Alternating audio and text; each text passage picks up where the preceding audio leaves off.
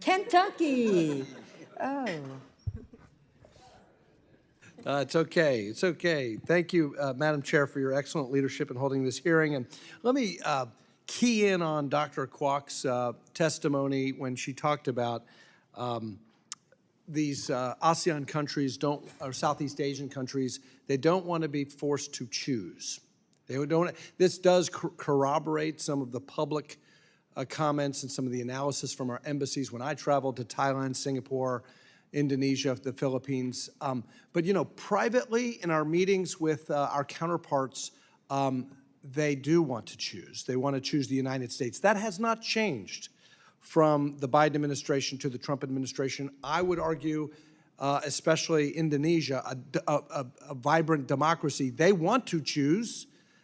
They want to choose the United States, and that hasn't changed from one administration to the other. In fact, I remember very vividly when we were in Jakarta, hearing a very stern admonition from the foreign minister, Marsudi, how terribly upset the Indonesians were and others ASEAN country leaders were that President Biden skipped the ASEAN conference. So this sense of a vacuum, it's not unique to now. It existed before the Trump administration. I think it's not a change in policy on trade that has given us this challenge of needing to deepen our ties with them. In fact, I want to challenge the critics of the Trump administration's trade strategy a little bit when they claim that the president's efforts to negotiate more reciprocal deals are pushing ASEAN nations towards Beijing or making these nations more vulnerable to Xi Jinping's acts of coercion. In fact, what is the objective of the Trump trade policy? It's actually to deepen our economic ties. It's to reduce the trade barriers to American exporters.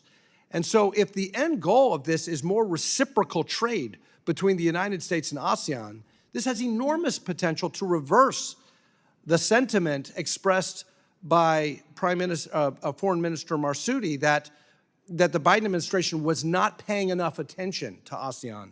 So Ms. Weisel, I totally agree with your testimony when you talk about a regional agreement that should consolidate and expand ASEAN commitments to eliminate tariff and non-tariff barriers in goods and services across the region. You say it also should require new commitments on customs and trade remedies. And then you say, in exchange, the United States should gradually eliminate tariffs on imports from Southeast Asian partners to the agreement.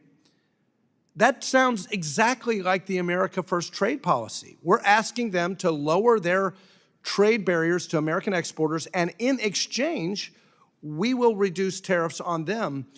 Why does this policy not create an opportunity for greater economic integration between the United States and ASEAN to the detriment of the malign influence of Beijing? Well, as I said at the outset, I think that they feel, that the tariff threat hanging over them is a five-alarm fire. It has caused potentially tremendous damage to their economies with all of the uncertainty and the threats. I think that all of the ASEAN countries do indeed want to engage more deeply with the United States. They want to have greater economic cooperation, but they want to do so as equal partners in this negotiation. So as we look to see areas where we can cooperate, they would like to see reciprocal access. In other words, they would take on the rules that we are pushing and in areas that are really important to us across the range of economic areas, when we talk about customs and digital trade and all of these areas that are important to the United States, but in exchange, they would like something in return. And I'm running out of time, but I take your testimony in good faith that you argue that the Trump policy does have the opportunity to open up U.S. exports to Southeast Asia, but you still maintain that they will de-risk from the United States as a result of this. I'm not sure that's necessarily true. If we get better, more integrated economic deals as a result of the policy, I think they will de-risk from China. I don't have much time left, but I would love, maybe in a second round, Madam Chair, to talk about outbound investment into China and what's going to replace that if we restrict outbound investment in China. Does that create opportunities for a more U.S.